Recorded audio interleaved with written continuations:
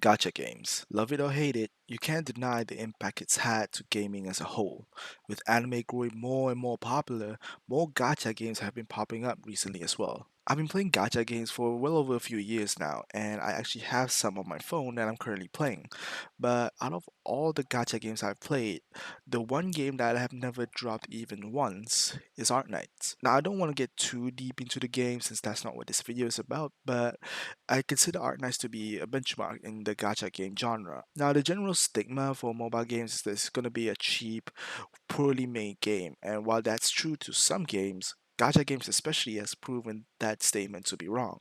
Sure, you can argue about the gacha elements, but if you play the gacha games, the gacha elements is only just one part of the game. And out of all the gacha games I've played, Genshin, Azure Lane, and all that, Arknights to me is I consider to be one of the best, if not the best gacha game out there. Amidst the brilliant gameplay and well-designed characters, there's the story which to me is the best part of Arknights. Arknights is one of the best games when it comes to world building and the story supports this. Many times the game sucked me in with each new update, with each new story, each new lore being added into the game. Aside from the gameplay and anime elements, the main story is to me the selling point of the game. And a lot of people think so as well, so much so that people have been begging for an Arknights anime even before the first anniversary, which shows just how good the story actually is. Yostar or Hippogраф, the people who made the game, decided to give in and announce the anime. Arknights Prelude to Dawn, which will cover the first half or the first arc in the game. And although it took a while, it's finally here. An 8-episode series made by Yostar's very own animation studio. Now, with 6 episodes at the time of recording this, has it delivered? Has it meet the expectations that I have for this anime?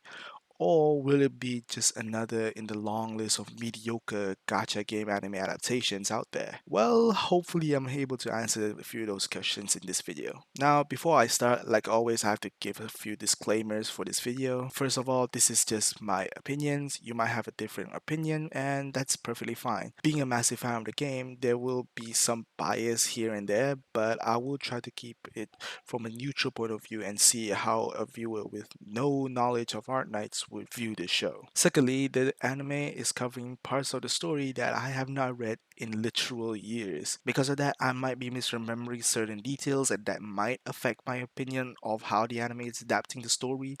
So do keep that in mind as well. With all those disclaimers out of the way, I think it's finally time to get into the video. What do I think as an Arknights fan? What do I think about the Arknights anime? Now, let's start with something simple, the animation. If you've seen Arknights promotional videos that they released for the game, you know the quality of animation that this studio is able to produce. And this anime being made by Yostar's very own animation studio, a studio that was formed after the debacle that was the Azure Lane anime, is showing the quality in this anime. The animation looks incredible, the characters look great as well, but most importantly, I want to highlight the cinematography. The shots in this anime looks absolutely fantastic. It definitely captures the vibe that I got from reading the story or playing the game. A dark, bleak world devoid with little to no hope. The atmosphere of the show is incredible through the animation, and I think the people who made this anime, from the people drawing the animations to the people in charge of the camera angles and all that, do deserve a lot of credit for being able to capture the essence of what makes Arknights, well, Arknights. Speaking about catching the essence of Arknights, the music. Now, it's a running meme in the community that the people who made Arknights, the developers of the game, are a music company rather than a gaming company because they release tons of different music for each update for the game, and most of them are pretty damn good. So it's only natural to assume that the anime would follow suit on this as well and have good music. Having Riona singing the opening of the anime, I think is a brilliant choice. Not only is the song and her vocals are incredible, but it also captures the feeling that I got from Arknights. I don't really know how to explain it. I'm not really a good judge in terms of music, but it really does capture the vibe and the atmosphere of Arknights, which I really like. And to me, the song is a great way to introduce to newcomers whenever they're watching the show what type of anime, what type of world Arknights is set in. So far, I've been praising the show a lot for capturing the vibe and the essence of Arknights. But having said all that, it's by no means a perfect show. Whenever I watch an anime adapted from a gacha game, there's two shows that I consider to be the benchmark when it comes to this: Princess Connect Redive and Fate Grand Order Babylonia.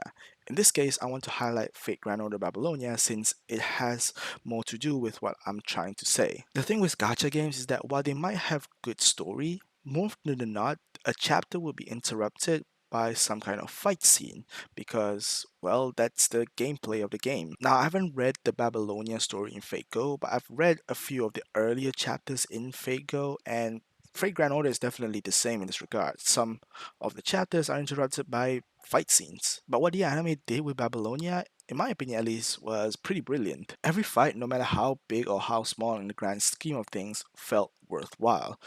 Each fight was done to showcase what these characters are capable of. Babylonia had a lot of great fights, and some I would even argue are among the best in the Fate franchise as a whole. And that's the main reason why I consider Babylonia to be among the benchmark when it comes to anime gacha game adaptations, making the fights seem worthwhile. Now, a counter argument would be, well, it's Fate. It's much easier to make incredible fight scenes when you have, well, in Babylonia's case, literal gods. Most gacha games are grounded by some semblance of realism, and because of that, some of the gacha game anime adaptations out there feel meh in my opinion. And Arknights is no exception in that regard. I would dive more into the story later, but the anime is adapting the story really well.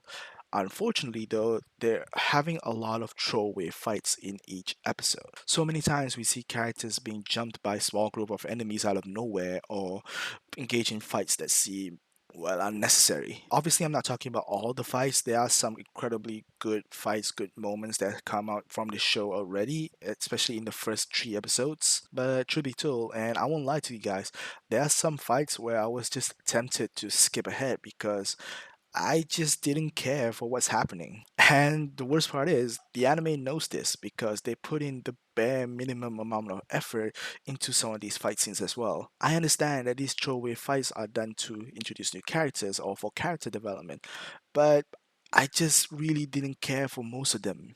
And I don't know if that's just me, but I consider this to be a problem with this show. Moving on to the last part of this video, which is the story. Much like most people in the Arknights community, I hold the story in very high regard. The game is nothing like other gacha games. Disease, murder, suicide. These are just some of the topics discussed in the story, and if you read the main story, there's some very messed up stuff that happens as well. The anime covers the first half or the reunion arc, and unfortunately, at least for me, I consider this to be the weakest arc in the whole story of Arknights. The whole Misha thing to me fell a bit flat, and I don't know if that's just me, but I wasn't really a huge fan of it. That being said, though, in terms of adaptation, as in adapting this story that is given to them, the anime is doing that pretty well. The anime is definitely taking their sweet time introducing new characters and explaining to the viewer what the world of Arknights is. And while I do feel the introduction of many characters might confuse some viewers, that's just nitpicking in my opinion, and I don't think it's a massive issue. And truth be told, I am more invested in the story in the anime rather than in the game, so I think they're doing a pretty good job in that regard at least. All in all, having said what I've just said, as a fan, I really like this anime so far. I think it's doing really well adapting the story and provide the viewer the vibe and essence of what makes Arknights. Arknights, while not being absolutely perfect, I do think that if you're interested in learning more about Arknights but not really interested to play the game but want to know more about the story, I definitely think the anime is the best start for this.